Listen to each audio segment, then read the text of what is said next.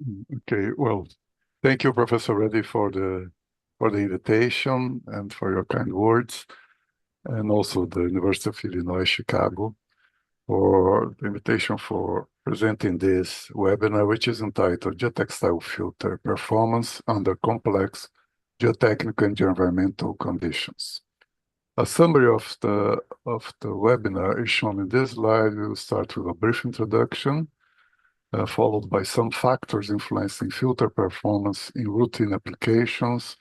Then we will address some complex working conditions like filters in mining applications, filters in contact with internally unstable soils, filters subjected to biological clogging, filters subjected to chemical and biochemical clogging, and we will finish with some conclusions. Well, let's start with introduction. When we think of a granular filter, what we'll have to have is a base soil, a transition zone between the base soil and the coarse drainage layer. And the advantage of the geotextile filter is that we can substitute the transition zone by a single filter layer. So we will have the base soil, the geotextile filter, and the coarse drainage layer. So the advantage of the geotextile filter in comparison with the granular filter, they are quick and easy to install.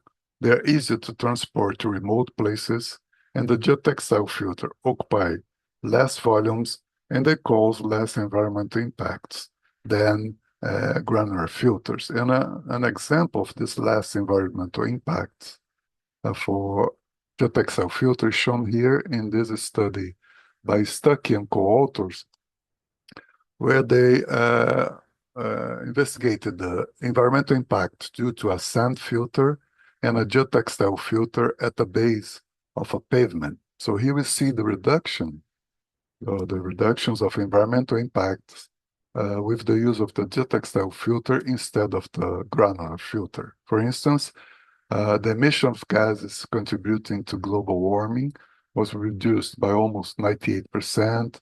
Water consumption was reduced by almost 100%.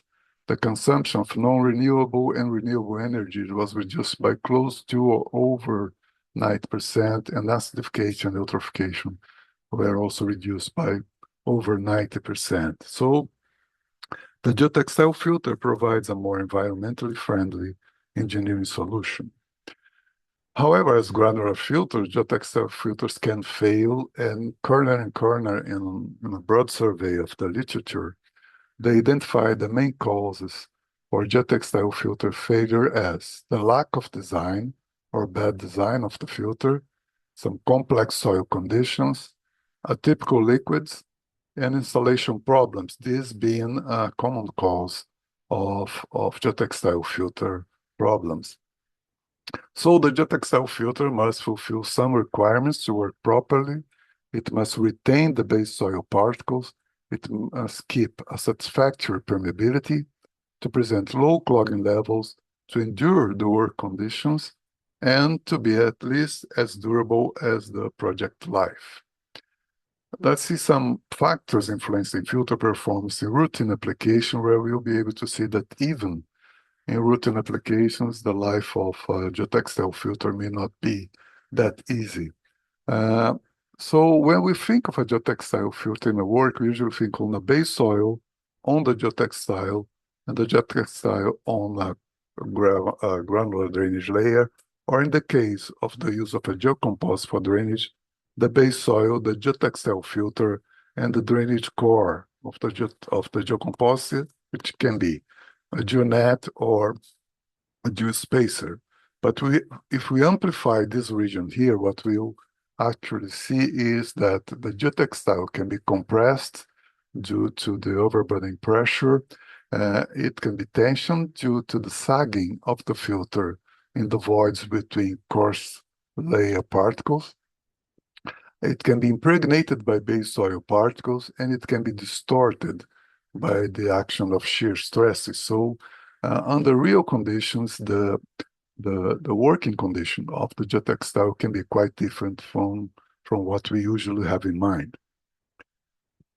And even in the same work, the geotextile can work under different conditions. For instance, at For a geotextile filter at the base of an embankment on a compressible ground in this region here, the geotextile will be compressed and tensioned, but at the corner of the embankment, it will be less compressed, will be tensioned, but may also be distorted due to the action of the shear stresses. So the working conditions will be different, even in the same geotechnical work, and this certainly will influence, for instance, the retention capacity of the geotextile. A very important definition for geotextile filters is the filtration opening size of the geotextile, the FOS, which is defined as the diameter of the largest particle that can pipe through the geotextile. And to do so, the particle must follow a path through a flow channel, and to pipe through the geotextile, the diameter of the particle must be smaller than the smallest constriction of the flow channel. So some factors that are commonly neglected even in routine applications are the compression of the geotextile tension, the presence of entrapped soil particles. This may influence filter performance. For instance, in the case of filter compression, let's see here an unconfined geotextile where a particle this size will be able to pipe through the geotextile. However, if the geotextile is compressed, its pore sizes will reduce in size, and then now only a smaller particle will be able to pipe through the geotextile. So compression will increase retention capacity of the geotextile, which is good, but will decrease its permeability and also decrease its pore diameters. In terms of filter impregnation by base soil particles can occur during spreading and compaction of a fill layer on the geotextile or due to the action of seepage forces causing the particles to be carried towards the geotextile filter. The consequence of this is that the geotextile will be, to some extent, partially clogged, and when water starts to flow and reaches the geotextile, it won't find a clean geotextile, but a geotextile impregnated by soil particles. And this will also influence the available porosity of the geotextile, the variation of geotextile thickness with compression, and geotextile permeability coefficient and filtration opening size. And see, we see some image of some entrapped particles in assumed filter specimens. We see here some clusters of residual soil particles inside the geotextile, here in the case of a particle of mine tailings, and here a particle in a geotextile from a drainage trench. We see that even large particles can enter the geotextile during, for instance, spreading and compaction and vibration during construction of the work. And we can quantify the influence of the impregnation of the geotextile based on the definition of impregnation level, lambda, which is equal to the mass of entrapped particles in the geotextile divided by the mass of geotextile fibers. And if we collect data from different sources in the literature on tests on non-woven geotextile, we will get this type of result in terms of the variation of the impregnation level of the geotextile versus the filtration opening size of the geotextile divided by the D10 of the base soil. And here in terms of O50 of the geotextile divided by D10. The filtration opening size here is assumed as equal to the geotextile pore diameter, for which 95% of the pores are smaller than this value. So we see here a large scatter as expected, but a general trend of reducing the value of the impregnation level with the increase of the filtration opening size, because as the geotextile becomes more open, it will favor the piping of base soil particles rather than the entrapment of particles. And we have here results for internally stable soils, internally unstable soils, clayey soils, and results from specimens assumed from the field. So we can see smaller values of lambda for clay soils due to the action of the clay soil cohesion.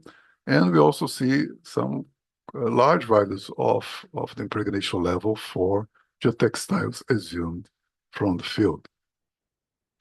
And impregnation will be more relevant for fine cohesional soils like silts and fine sands and dispersive clays. And we see here one of the influences of filter impregnation in terms of the compressibility of the geotextile. We have here results of compressibility tests on a light non-woven geotextile with a mass per unit area of 140 grams per square meter and a thickness of 2.2 millimeters. In the case of tests on geotextiles that were impregnated, they were impregnated with glass beads. And here we have the result in terms of geotextile thickness as a function of the vertical stress, where the red curve is the result for the clean geotextile. And as we increase the impregnation level, we reduce the compressibility of the geotextile.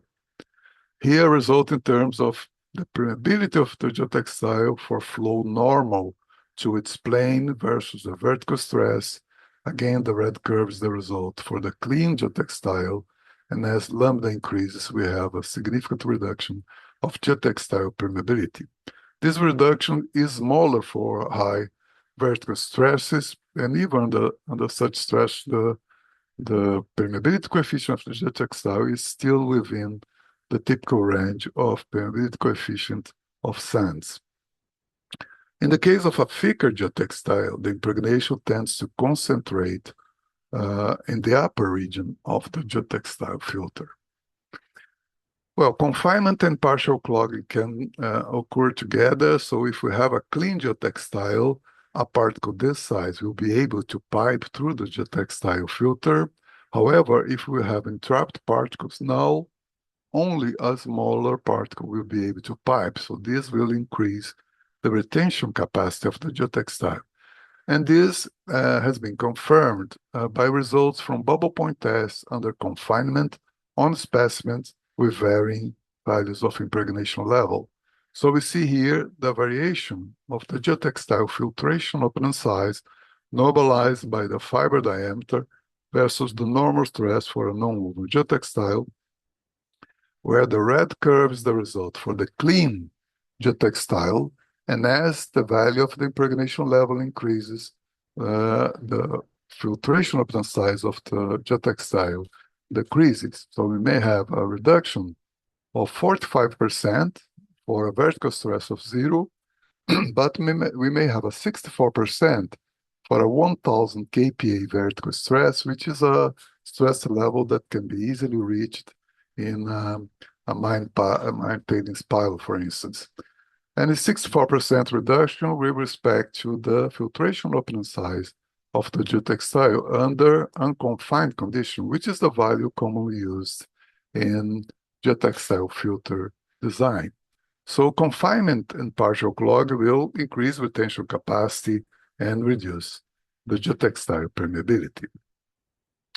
Let's address now some complex working conditions, starting with geotextile filters in mining application.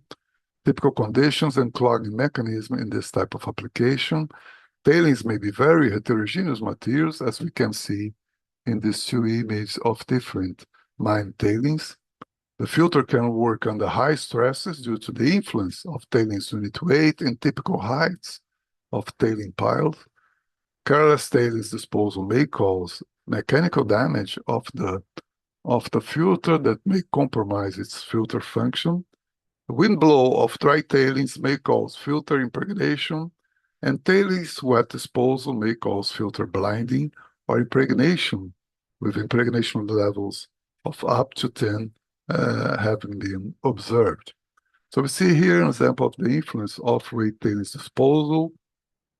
We have here a vertical drainage layer and the tailings discharge point, and the trend here will be for the coarse fraction of the tailings to settle first, and the fine fraction will be carried by the water towards the geotextile filter. So this may cause blinding of the geotextile filter, or if a large amount of particles pipe through the geotextile, then we may have some clogging level of the coarse granular drainage layer.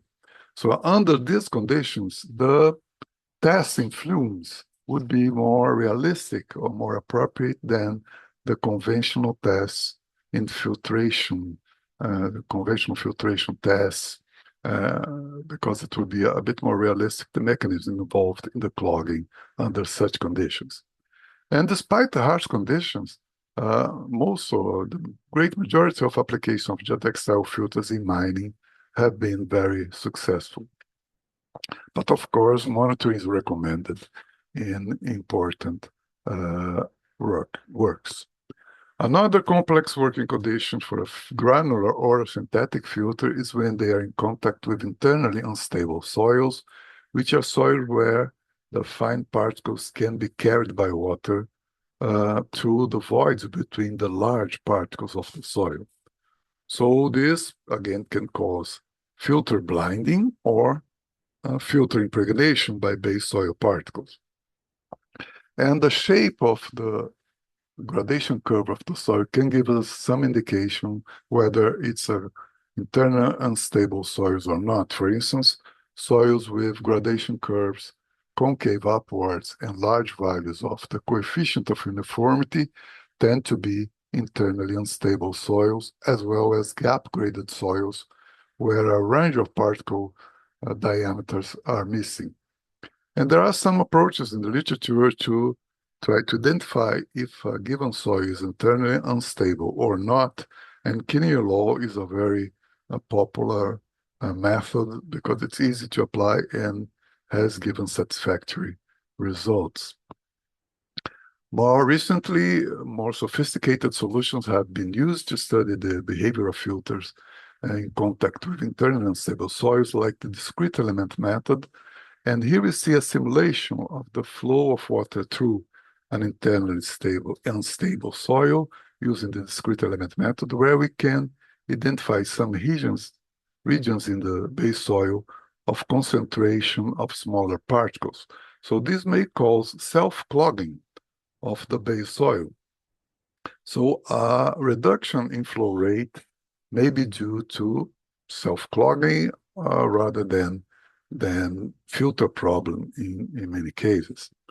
But if the particles reach the geotextile filter, then they can accumulate on the geotextile, causing blinding. And if the permeability coefficient of this blinding layer is small, then this can cause reductions in the flow rate. And this method also shows the impregnation of the geotextile by base soil particles. So this method is certainly a very powerful tool for research on the behavior of internally unstable soils and filters in contact with such soils. In the laboratory, filtration tests have been used to study the interaction between geotextile filter and internally unstable soils in equipment such as the one schematically shown in this drawing, where we have the base soil on the geotextile filter and water flow is caused by a difference of hydraulic heads at the extremities of the permeameter. And during the test, we can measure the initial system flow rate, the final system flow rate, the initial system permeability coefficient, the final system permeability coefficient, and the initial soil permeability coefficient that can be assumed as equal to the initial system permeability coefficient. And we have here in this figure the general trend of the variation of the initial soil permeability coefficient and the initial system permeability coefficient. So as the time increases, the permeability coefficients decrease until a constant value is reached at the end of the test. And if you collect data from the literature, for instance, data from 309 filtration tests on non-woven geotextiles, we get this type of result in terms of the ratio between the system final permeability coefficient and the system initial permeability coefficient as a function of the soil coefficient of uniformity, where we see here results for soils with concave upwards gradation curves and gap-graded soils. And a large scatter of test results can be observed, but a general trend of decrease in the permeability ratio as the coefficient of uniformity of the soil increases. And this line here provides a lower bound for the permeability ratio as a function of the coefficient of uniformity of the soil. And this may be used to estimate the lower bound value for the system coefficient of permeability. And we should remember that this ratio is equal to the ratio between the final system flow rate and the initial system flow rate.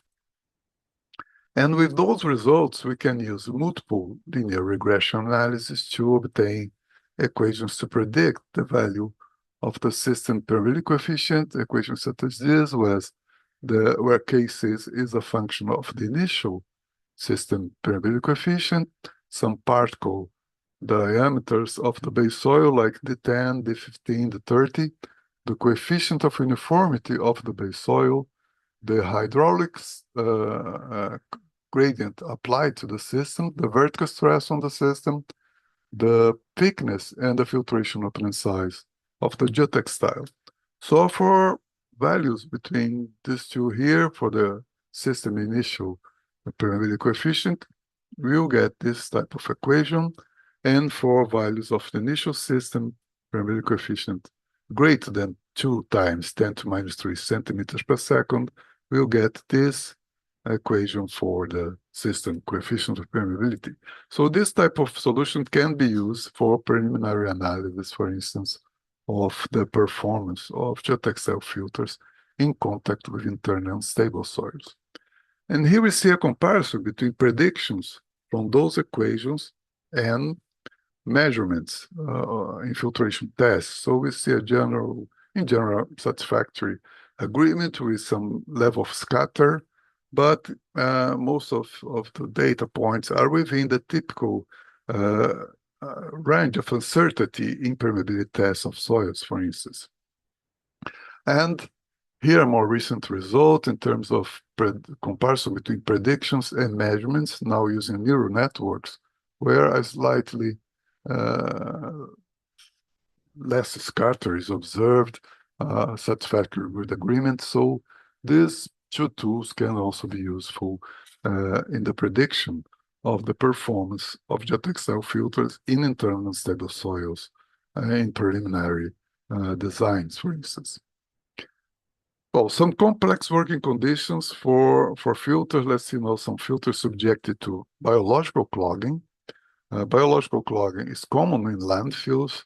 For instance, here we see images of gravel layers completely clogged due to the flow of leachate, and here in the case of a geotextile filter, where we can see the films of bacteria attached to the geotextile fibers. So reductions in filter permeability of some orders of magnitude are common, and Corner studying landfills in the United States concluded that system failure in landfills would take place only for 6 to 7 orders of magnitude reductions in geotextile filter permeability. This is mainly due to the small thickness of the geotextile in comparison with the thickness of the neighboring layers. Better performance of needle punch non-woven than woven and heat bonded geotextile has been observed, and no relevant loss of geotextile tensile strength due to the contact with leachate. So the clogging mechanism is due to the proliferation of bacteria in the geotextile, and there are some aggravating factors. For instance, a large amount of solids in suspension is present in the leachate, entrapment of non-degradable and degradable particles in the geotextile, the precipitation of chemicals such as carbonates, sulfides, iron oxides, and salts, for instance.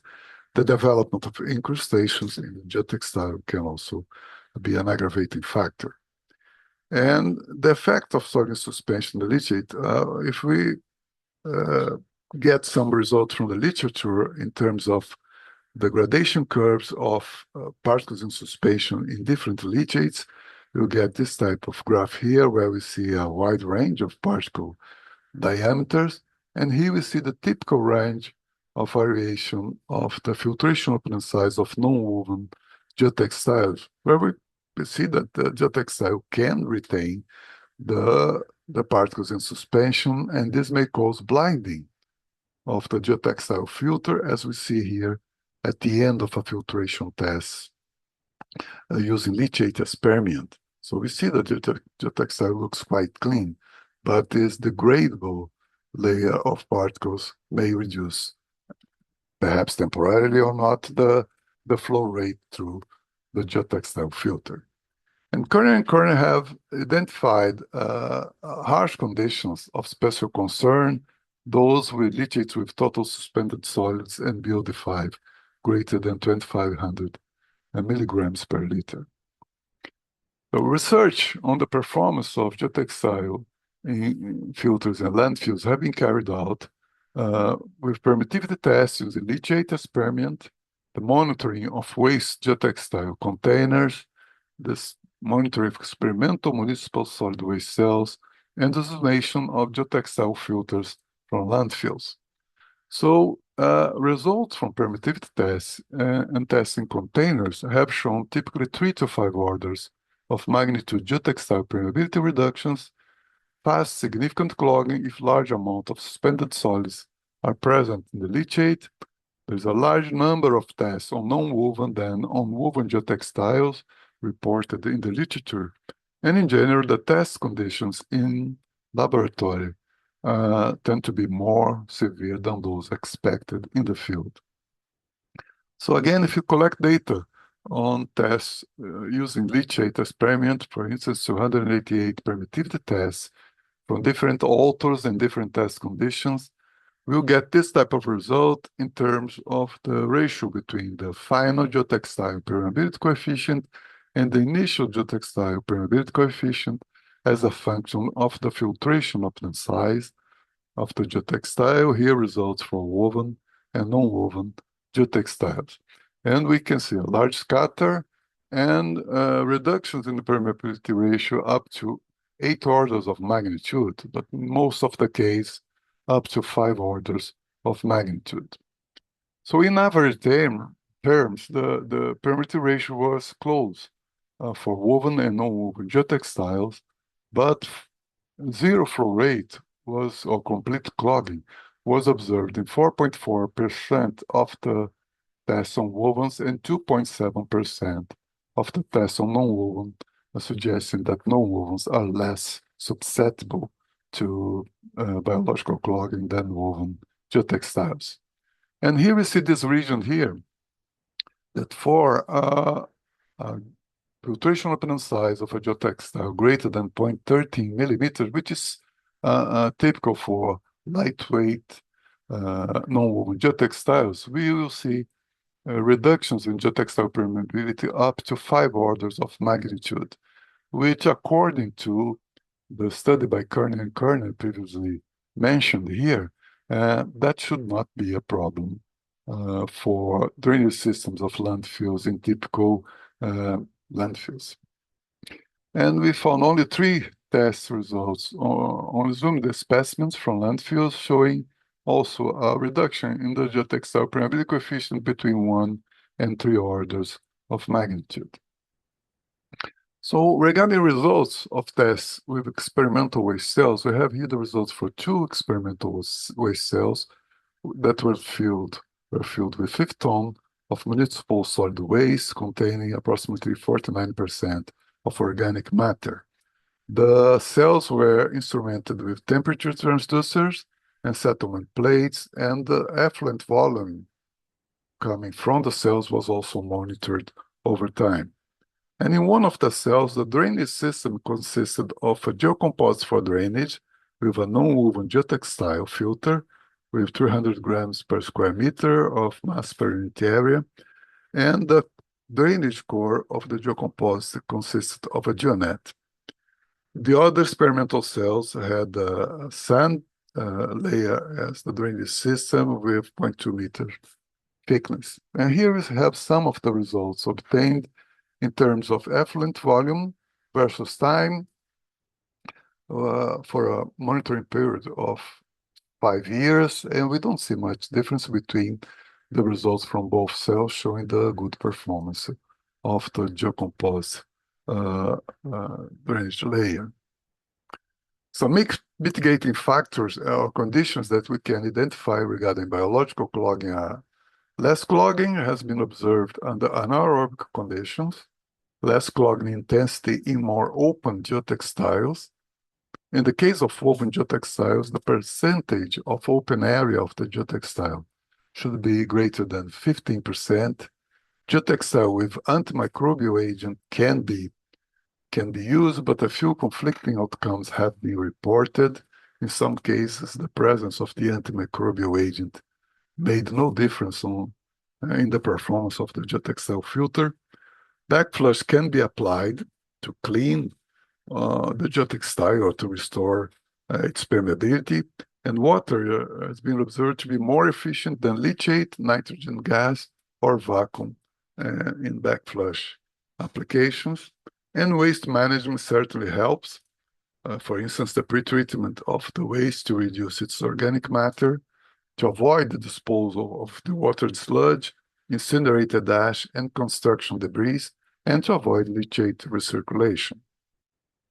We can assess the efficiency of backflush in tests such as this, where we have an initially biologically clogged geotextile, which is subjected to backflush due to the difference between hydraulic heads at the extremities of the equipment. And this is one of the results that we obtain in terms of geotextile permittivity versus waterhead loss, where the blue dots are the results for the clean, non-woven geotextile, showing this trend here, and the red dots are the results for the initially biologically clogged non-woven geotextile. And we see that for a waterhead loss of approximately 1 meter, after this value, the trend is followed by the results of the initially clogged non-woven geotextile is similar to that of the clean geotextile, showing that most of the films of bacteria were removed due to the backflush.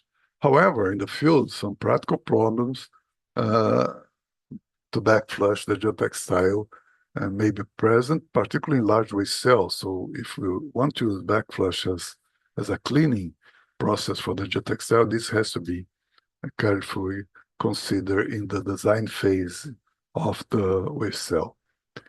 But we can, from those results, we can think in the following way. Well, if we have a geotextile filter beneath the waste in a landfill, if the geotextile filter is clogging or becomes clogged due to the flow of leachate, we will have a trend of accumulated leachate on the geotextile. So we may reach a height of leachate that may be able to provide a pressure that will remove the bacteria films from the geotextile, so the permeability of the geotextile would increase again, and it may work fine again. However, in the field, we should consider the influence of the presence of entropic particles and incrustations, which may then require a higher value of the leachate mound height to some extent clean the geotextile filter, and also it will be more difficult to clean a thick geotextile. So this will favor the use of light non-woven geotextile, whose past result we have seen already in the previous results that I showed.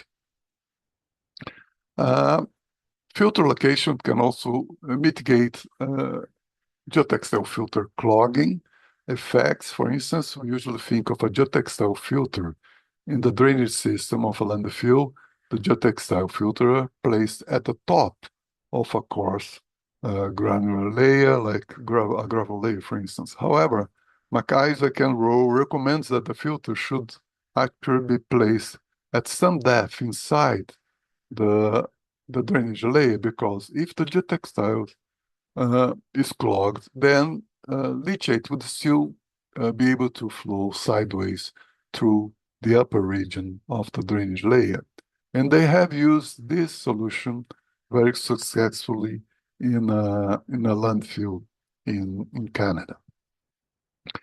Well, in summary, from field observation experiments, problems are unlikely, up to 6 or 7 orders of magnitude reduction in the permeability coefficient of the geotextile.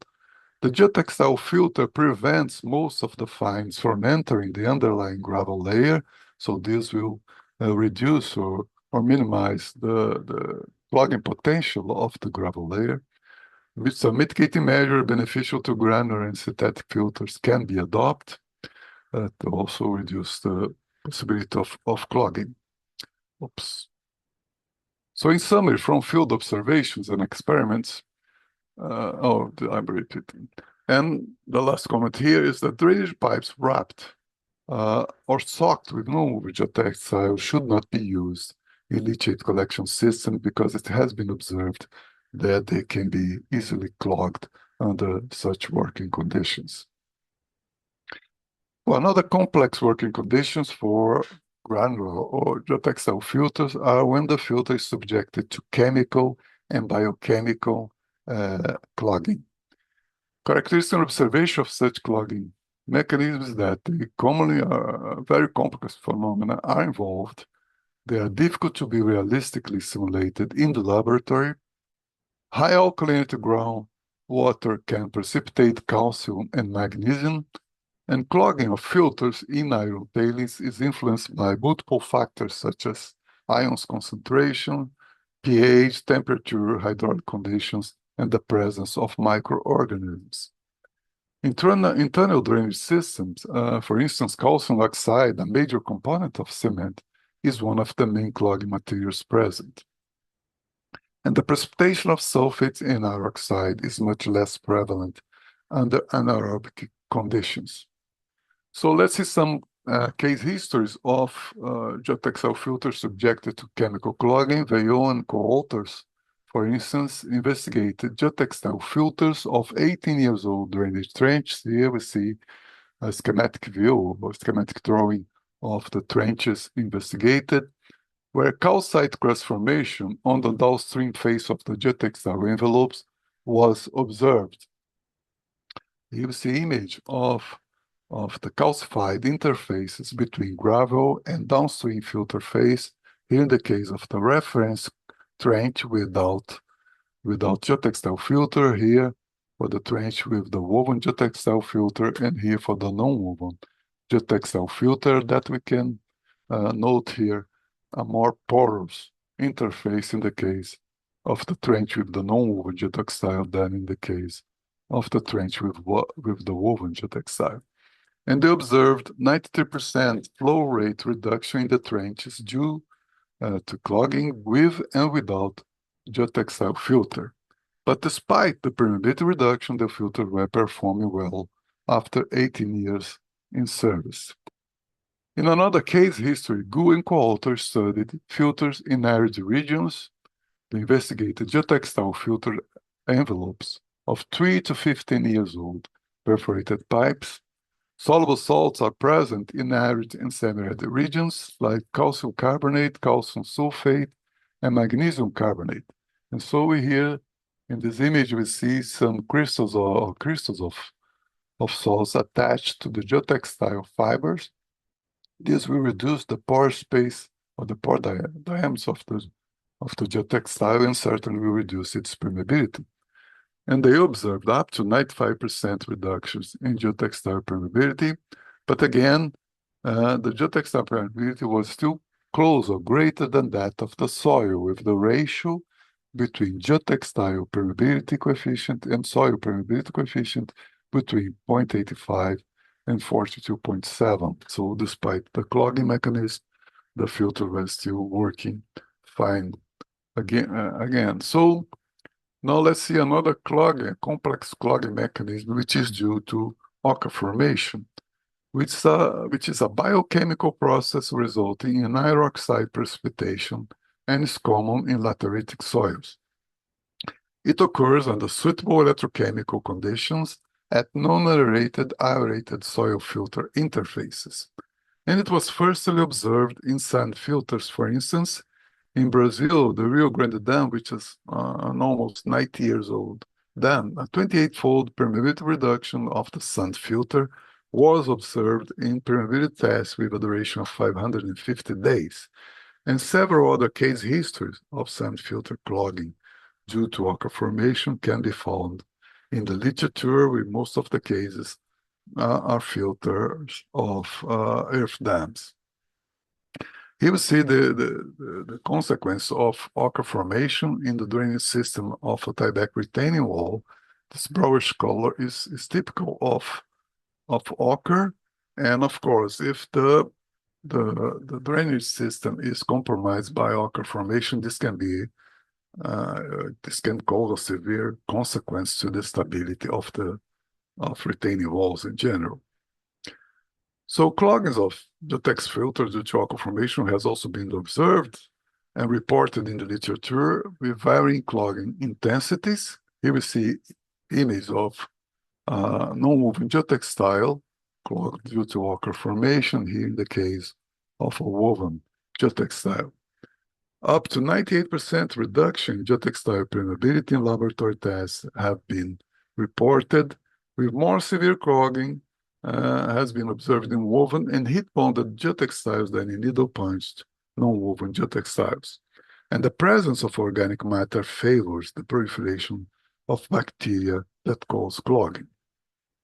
Some factors that may influence clogging of geotextile filter due to occur formation, for instance, geotextile fiber roughness, fiber-specific surface, the distance between fibers, and the geotextile thickness and the flow rate. However, we have some mitigation and remediation measures that can be applied, for instance, to submerge the filter, because then we won't have the oxygen the bacteria needs to proliferate, and the application of water jet, particularly in deep horizontal wells, to clean the geotextile or to restore its permeability, similar to a backflush. And this can be applied to geotextile filters, but not to sand filters, because we certainly would cause the hydraulic failure of the sand filter if we apply water jet. And this has been commonly used to clean deep horizontal drains of retaining structures. Another mitigation measure is the addition of chemicals to the permeant to stimulate iron-reducing bacteria, but this may be easy to achieve or to do in the laboratory, but under field conditions, this will be certainly very difficult and also certainly very expensive. And again, monitoring is recommended in more important geotechnical environmental projects. So in conclusion to this presentation, the severe conditions shown here are also problematic for granular filters, not just geotextile filters. The geotextile permeability reduction may not necessarily mean filter failure due to the small thickness of the geotextile in comparison to those of the neighboring layers. There are already tools available to better predict geotextile filter behavior, but these tools can only be used if the majority of the product catalog contain additional information on geotextile, for instance, the thickness of the geotextile fiber. And prospects are promising with future technological advances, for instance, results from researches on material science, the incorporation of new materials such as graphene. We already have non-woven geotextiles incorporating graphene. So these technological advances will certainly improve the performance of geotextile filters in the coming years. And geotextile filters are actually a huge success because very few failures have been reported compared to the huge number of applications of this type of filter. So I'd like to thank again Professor Reddy and the University of Illinois, Chicago for the invitation, and I thank you all for your attention.